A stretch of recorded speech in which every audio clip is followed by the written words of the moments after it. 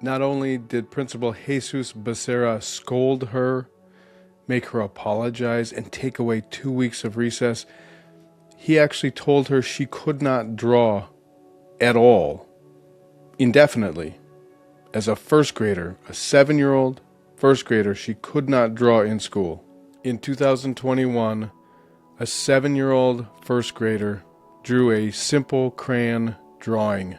That drawing sparked a legal battle for several years over freedom of speech, and even made it to a federal appeals court over freedom of speech rights for first graders.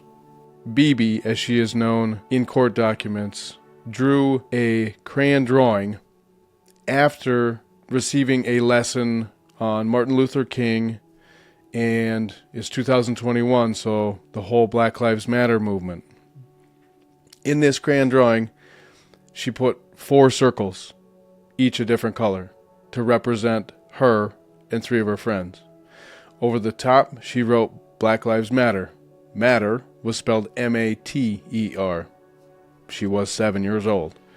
Underneath, she just wrote any life. That's it.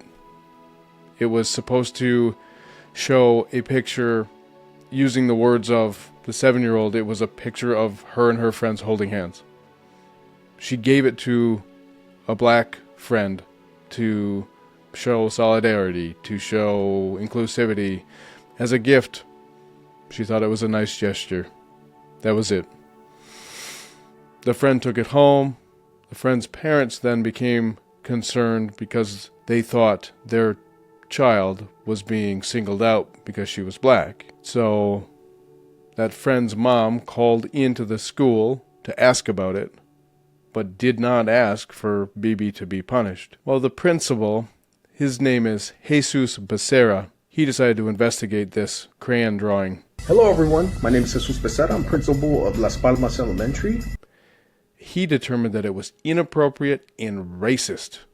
He pulled Bibi aside and scolded her, made her apologize to her friend for drawing this racist picture, and took her out of recess for 2 full weeks. Additionally, what Jesus Becerra didn't do was didn't contact Bibi's parents and tell them that he was disciplining Bibi for this.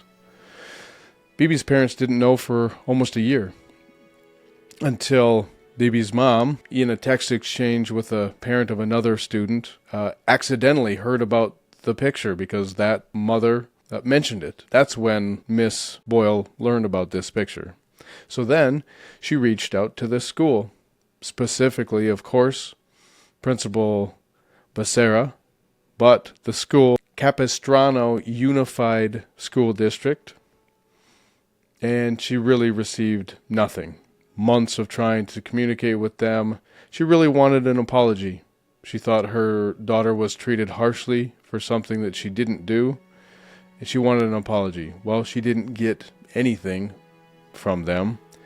So, with the help of Pacific Legal Foundation, Bibi's family filed a suit against Capistrano Unified School District in federal court, arguing that this was a clear violation of Bibi's First Amendment rights. Shockingly, the district court dismissed the case in favor of the school, just described it as a schoolyard dispute, and essentially saying that students of elementary school age don't have freedom of speech protections.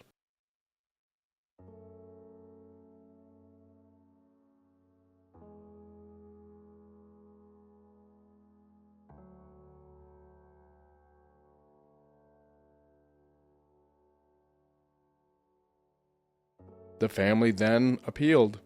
They appealed to the Ninth Circuit Court of Appeals.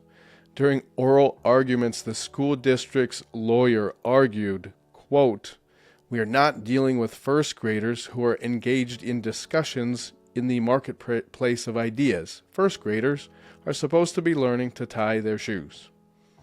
Well, Judge Consuelo Callahan fired back, then you don't give a Black Lives Matter lesson to a first grader. Maybe you teach them tying shoes.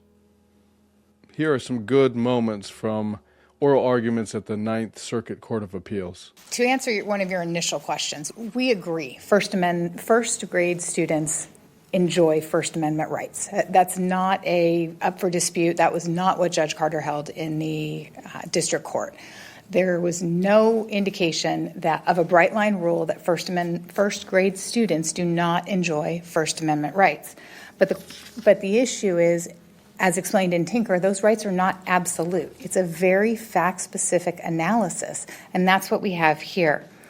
So you agree that if you're going to talk to 6-year-olds about issues that can be racially charged, I mean, if you want to talk about Black Lives Matter with adults, intermediate school, or whatever, there are going to be discussions.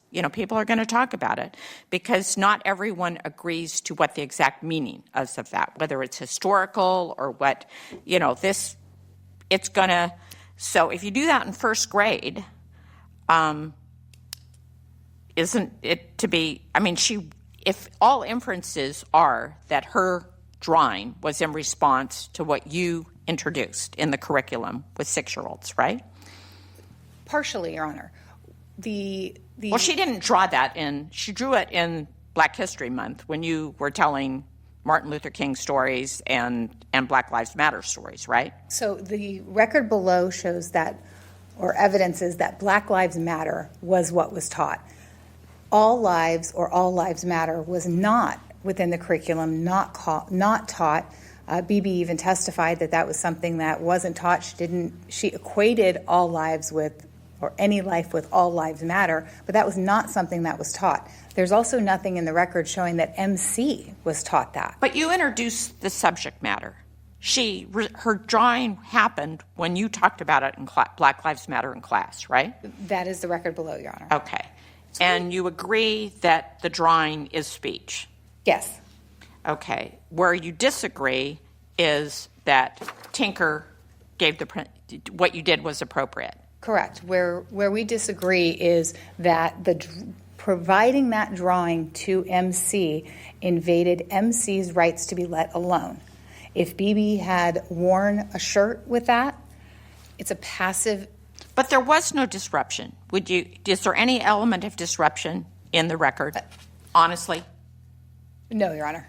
That obviously is our weakest argument. We didn't brief it significantly.